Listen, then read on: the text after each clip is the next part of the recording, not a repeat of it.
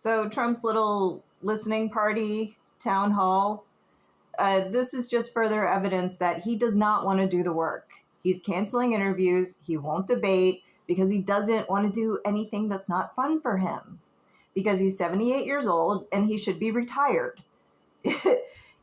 I don't think he really wants to be president, because being president isn't all fun. You have to meet, war veterans who have, limbs amputated and stuff like that. And that makes him really uncomfortable.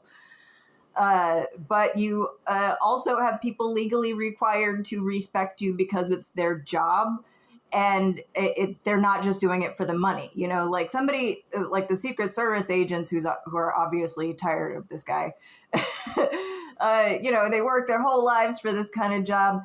They think there's honor in it. They're serving their country, and then they have to deal with this guy who acts like their staff that he could fire and have deported at any minute.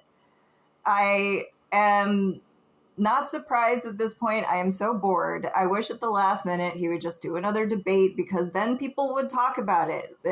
This whole, trying to have a women's town hall with a bunch of Republicans and stuff, and nobody's falling for this, and it's not interesting anymore.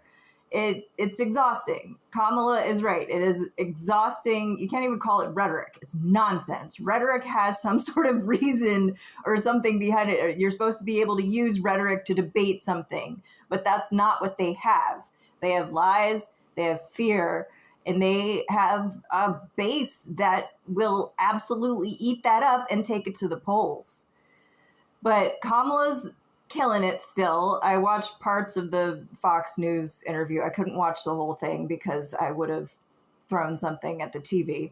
I had to just yell, "Shut the fuck up," and let her talk.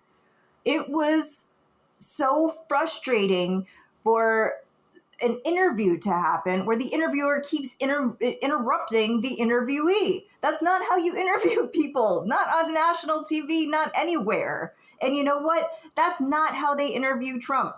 They let him talk about whatever nonsense he wants to talk about. They don't interrupt him, and they don't question shit. But you know what? She still killed it.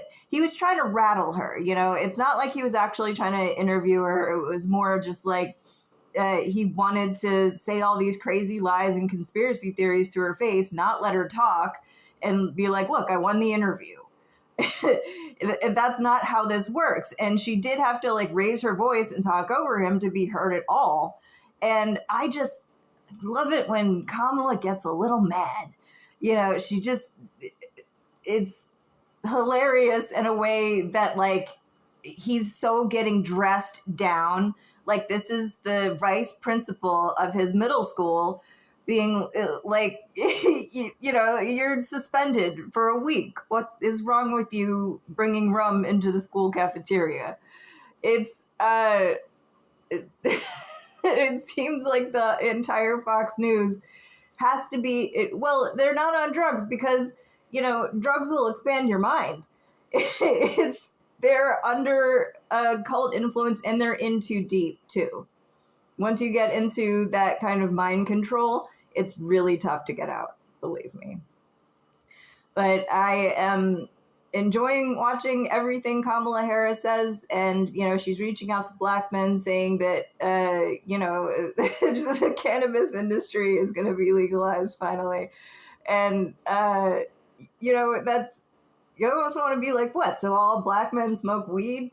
It's like, well, most Black men I know have smoked weed too. So it is a common thing. And a lot of cannabis company owners, especially around LA, are Black too. So a lot of cannabis companies are Black owned.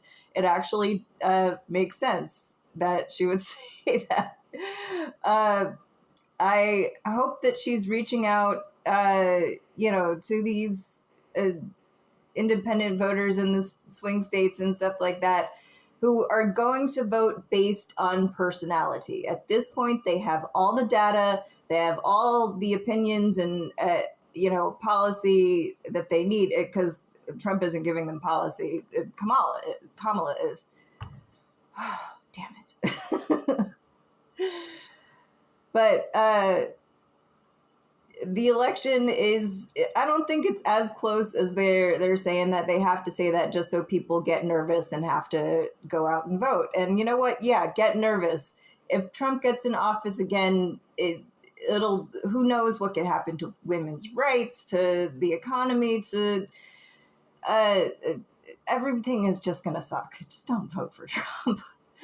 I am doing this thing where I go out on the streets of Hollywood, California, wearing this shirt that says "Vote for Kamala," and I have gotten mostly Trump supporters talking to me. And you'd think Hollywood is supposed to be like, you know, California liberal as fuck, but there are Trump supporters around here. And they've literally chased me down the street to argue their insane conspiracy theories.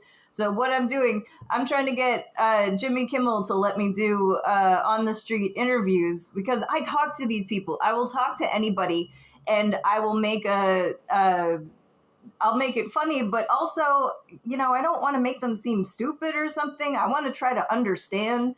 Like, can we come to some sort of understanding with humor? That would be my goal in something like that. So I'm also, I watch a lot of late night TV because I love the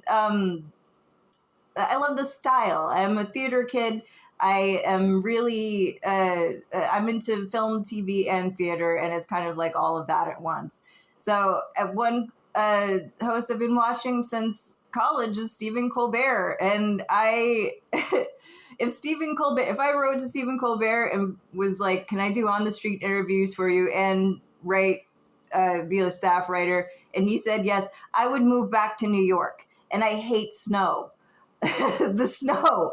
I love Southern California because there's only one season. I know that it's irrational to really want to live in an area just for the weather.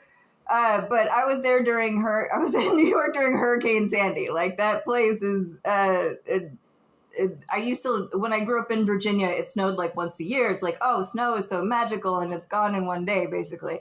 And then I moved to New York for a few years, and it's just like, oh, it's magical for about 10 minutes. And then it's giant piles of dirt and grit and grime for months.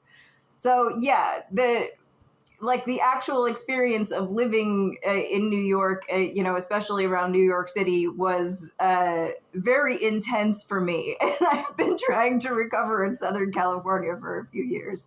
But my goal right now is to get on one of these staffs and get performing on one of these shows, because I feel like that's a good platform that I could use all of my skills and really make a positive contribution. So I'm hoping that Jimmy Kimmel responds and wants to keep me in Southern California, because I've been here for 5 years and I really still feel like I need to make an impact. But, you know, Stephen Colbert, I loved him on Strangers with Candy. Like, his style is, he's an actor first before a host. So everything is like almost cartoony. There's characters, there's props, there's all sorts of little storylines that happen just in his monologues. And I'm like, that is my style. I dig that. I would love to bring that out of Jimmy Kimmel more too. I laugh at Stephen Colbert more. I want to laugh at Jimmy Kimmel more. I could work with him and I could make it better. I could make either of them better. They're doing great without me, but everything can always be better. So I'm going to keep talking about this election and other news things, but I'm also going to be tagging these shows, and hopefully they're watching and they want me to participate, because I really put my all into everything that I do, and I want to do a good job. So vote for Kamala Harris, and don't be afraid to ask for the job you want, right?